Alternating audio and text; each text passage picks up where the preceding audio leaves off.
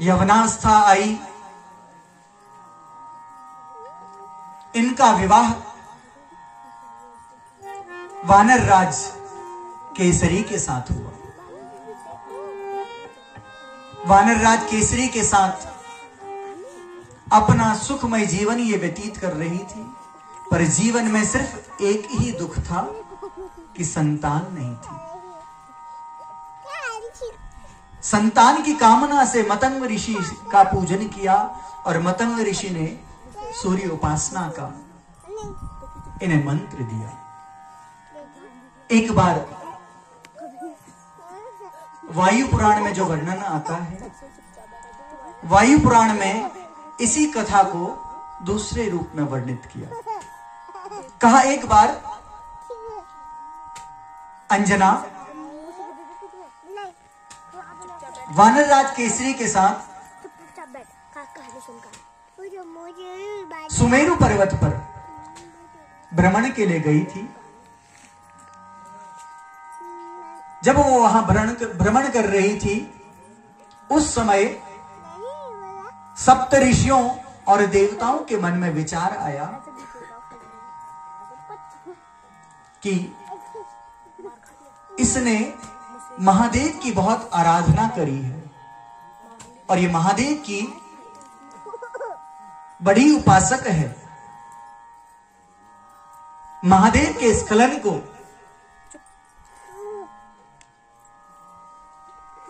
इसके गर्भ में स्थापित करने का यह शुभ अवसर है,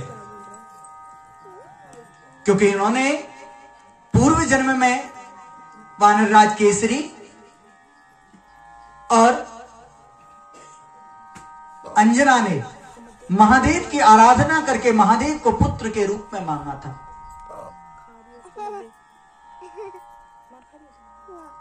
वही अवसर आज यहां उपस्थित हुआ। सप्त ऋषियों ने पवन देव के माध्यम से, अंजना के कर्ण के माध्यम से उस स्खलन को, जो महादेव और मोहिनी के संपर्क से बना था, अंजना के कर्ण के माध्यम से उनके गर्भ में स्थापित किया। जब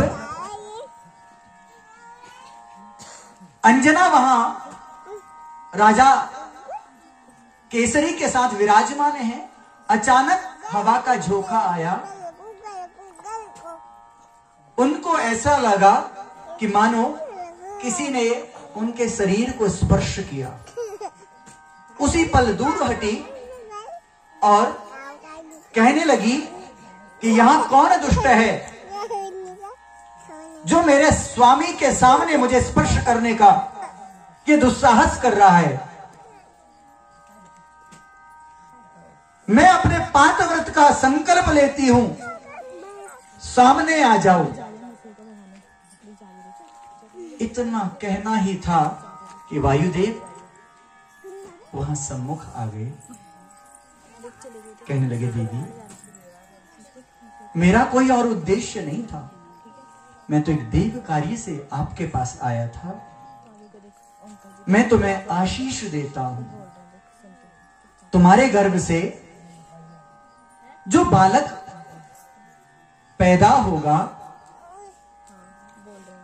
उसको मुझसे अधिक सारी शक्तियां प्राप्त होंगी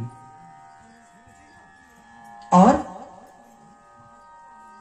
मेरा स्पर्श तुमको हो गया, आपने इसे स्पर्श मान लिया, तो उसे मेरे पुत्र के नाम से भी जाना जाएगा। इतना सुनना था, राजा केसरी हर्षित हो गए कि अब ये तो निश्चित है कि हमें संतान मिलनी है। हमारे घर में अब संतान का होना तो निश्चय है। वो शुभ समय भी आ गया। अंजना के गर्भ से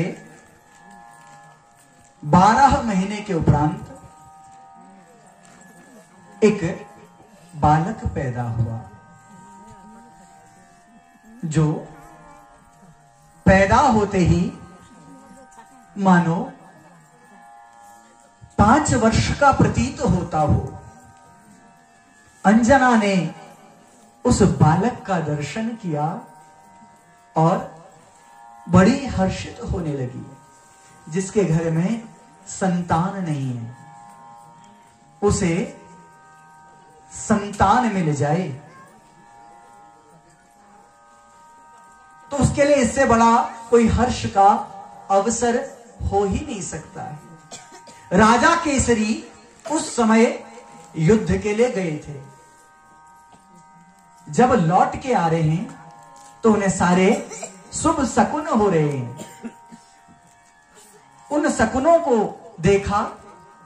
इनके सेवक मार्ग में आके ही इन्हें समाचार देते हैं कि राजन बधाई हो, राजन आपको बधाई हो, आपके घर में संतान हो गई है।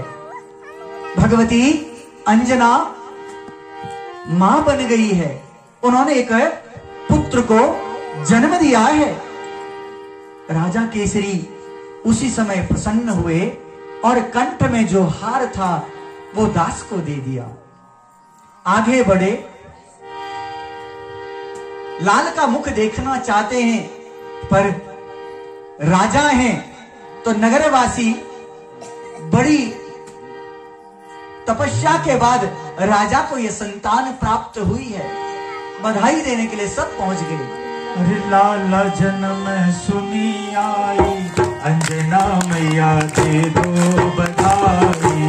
लाला जन्म सुनी आई, अंजना मैया दे दो बधाई। दे दो बधाई मैया, दे दो बधाई, दे दो बधाई मैया, दे दो बधाई। अरे लाला जन्म सुनी आई, अंजना मैया दे दो बधाई। लाला जन्म सुनी आई, अंजना मैया दे दो बधाई। टीका भी लूंगी मैं तो झूमर भी लूंगी, टीका भी लूंगी मैं तो झूमर भी लूंगी। नथनी की दे दो गढ़ाई, अंजना मैया दे दो बधाई। नथनी की दे दो गढ़ाई, अंजना मैया दे दो बधाई।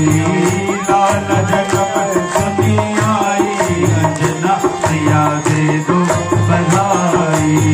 हार भी लूंगी मैं तो हंसुलिया भी लूंगी, हार भी लूंगी मैं तो हंसुलिया भी लूंगी। हिरन की दे दो जड़ाई, अंजना मैया दे दो बधाई। हिरन की दे दो बड़ाई, अंजना मैया दे दो बधाई। झुमका भी लूंगी मैं तो कुंडल भी लूंगी, झुमका भी लूंगी मैं तो कुंडल भी लूंगी। हाँ झुमका भी लूंगी मैं तो कुंडल भी लूंगी, ओ झुमका भी लूंगी मैं तो कुंडल भी लूंगी। झुमका भी लूंगी मैं तो कुंडल भी लूंगी, झुमका भी लूंगी मैं तो कुंडल भी लूंगी। सुमेरा की दे दो बनाई, ये अंजना मैया दे दो बधाई। सुमेरा की दे दो बधाई, अंजना मैया दे दो बधाई।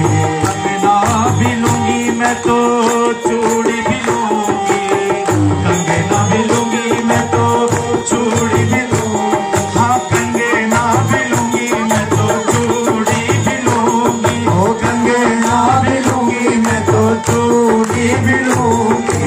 कंगना भी लूंगी मैं तो चूड़ी भी लूंगी, कंगना भी लूंगी मैं तो चूड़ी भी लूंगी।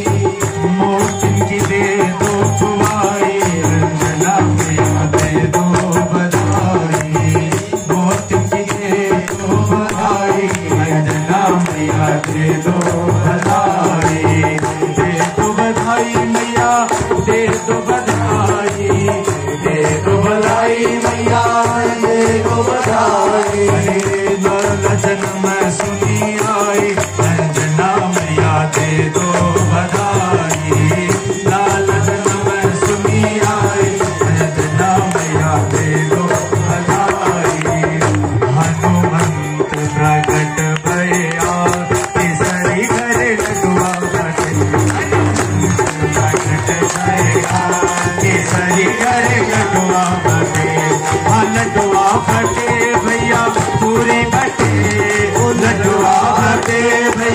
पूरी